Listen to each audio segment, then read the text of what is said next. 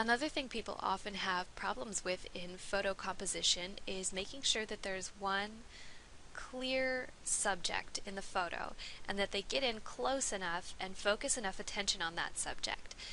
If you want to sell your photos as stock, or you're interested in submitting them to magazines, or you want to sell them as fine art, one thing that will help you is if your photo is a nice, clean composition and all of the attention of the viewer is focused on the subject where you want it to be focused. So let's first look at a few photos from this month's challenge that do that very well. Here's one with this clock tower and this building. There's nothing really extraneous coming in on the sides here, and clearly there's one subject here, this tower.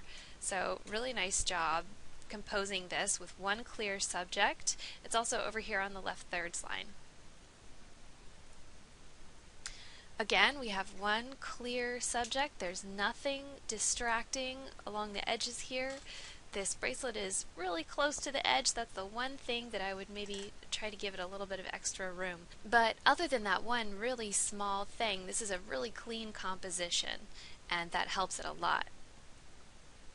Here's another example of a very strong, clean composition. All we have is petals of a flower and a soft, blurred out background. Nice job. Now let's look at a few more photos from the challenge that have a subject, but it's not really clear what that subject is because there might be something distracting in the photo. And let's see if we can fix it by cropping.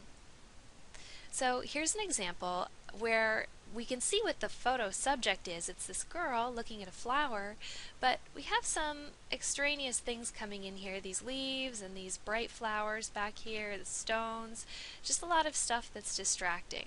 So let's see if we can crop in a little bit closer and get a better look at our actual photo subject, this girl with the flower. Crop in pretty closely like this, and we get rid of some of the extraneous details on the outside. There, now our subject is more clear. And this next example, it looks like the subject is this tree right here, although there are all kinds of branches and grass and other things coming in on the sides, so it's hard to see exactly what's the subject in this photo. So let's crop in a little bit closer and see if we can't fix that. Come in here at the bottom and the sides. Maybe even a little bit more.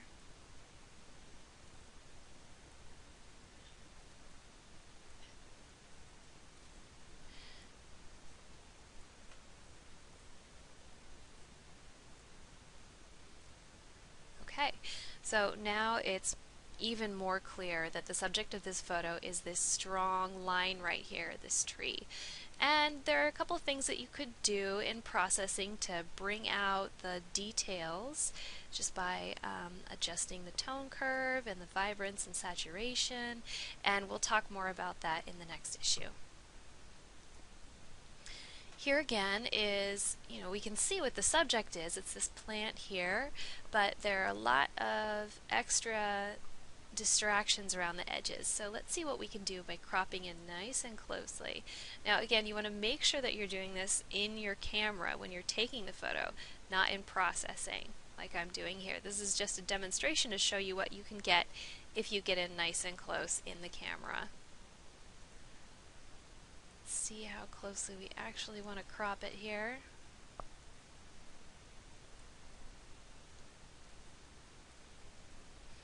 And now it's much more clear that here and here, these two, looks like a flower and maybe a flower bud, are the main subjects of the photo.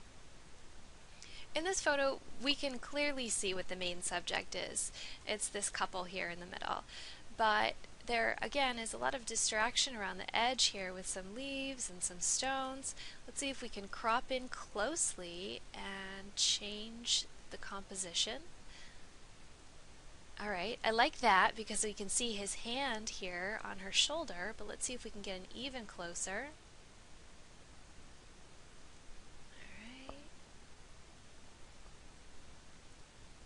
And now we have a really nice couple's portrait without too much distraction around the edges.